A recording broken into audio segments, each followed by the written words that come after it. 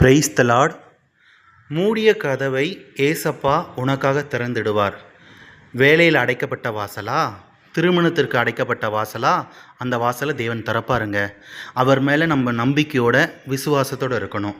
அதே போல் வேறு ஏதாவது ஒரு காரியத்துக்காண்டி அடைக்கப்பட்ட வாசலா, இல்லைனா ஒரு எதிர்பார்ப்போடு, ஒரு வாழ்க்கையில் ஒரு எதிர்பார்ப்போடு இருக்கீங்களா, அதில் அடைக்கப்பட்ட வாசலா, தேவன் காரியத்தை மாற்றுவாருங்க, அந்த பாதையை திறப்பாருங்க.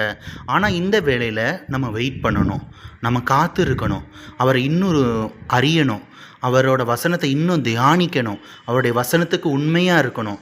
ஏன்னா நீதிமான்கள் செய்யப்படும் ஊக்கமான ஜபத்திற்கு தேவன் பதில் கொடுப்பாரு. ஸோ நீதிமானாக இருக்கணும், விசுவாசமாக இருக்கணும், நம்பிக்கையாக இருக்கணும், உண்மையாக இருக்கணும். அப்படி இருக்கும்போது, அவரோடு இருக்கும்போது அந்த வாசல் இன்றைக்கி திறக்கப்படும், இன்றைக்கி திறக்கப்படணும். அவரோட தயவை நம்ம எதிர்பார்க்கணும்.